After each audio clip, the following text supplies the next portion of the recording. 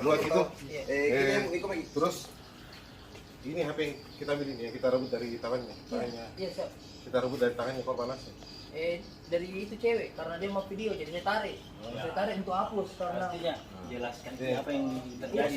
Ini HP itu kita saksikan juga semua tuh. Kita pukul sih. Kita pukul. Kita juga. Saya juga, iya. Oh iya. Juga dulu toh. Supaya iya. Atau tidak, dia bangun sini. Bilang sini.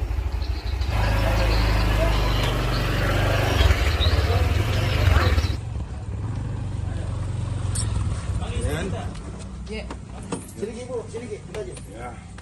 Sini dorong. Ya, kan. Sini saudara. Sini. Saya ke dulu. Jadi kita ambil bikin HP, bagaimana saya ambil bikin HP-nya? Kan dia mereka bikin kemudian tuh. Nah. Kan Kita pukul. banyak kali itu yang sama-sama. iya sama. Berdua di memukul. Iya sama. Di penjual soto di. Iya. Bukan jika ada daging, tinggi darah gitu. Belum dikumbangkan kemarin kemudian. Dulu bisa. Iya.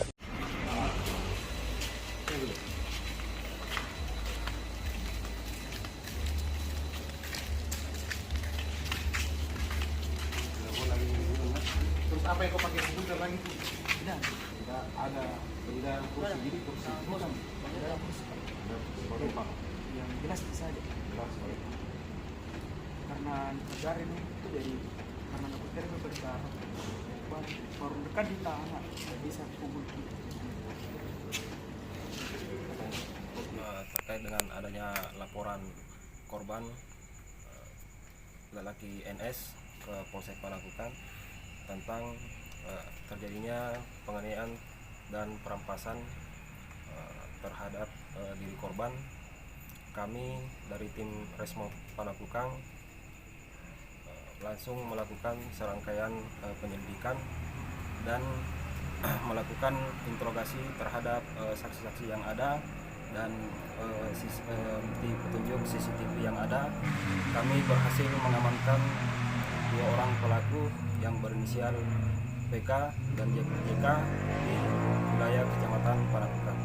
Untuk motif dari kedua pelaku melakukan penganiayaan dan perampasan, di mana pada saat korban makan di warung coto di Jalan Abdullah Densirwa, korban sempat melihat salah satu pelaku mengacungkan jari tengah terhadap diri korban, sehingga korban mempertanyakan kepada salah satu pelaku dan tiba-tiba kedua pelaku langsung melakukan penganiayaan dan perampasan HP milik korban. Untuk permasalahan baru pada saat itu ketika korban melakukan atau makan di warung coto tersebut. Untuk berdasarkan dari hasil CCTV yang ada, untuk perempuan tersebut sempat terkena pukulan terhadap dari kedua pelaku.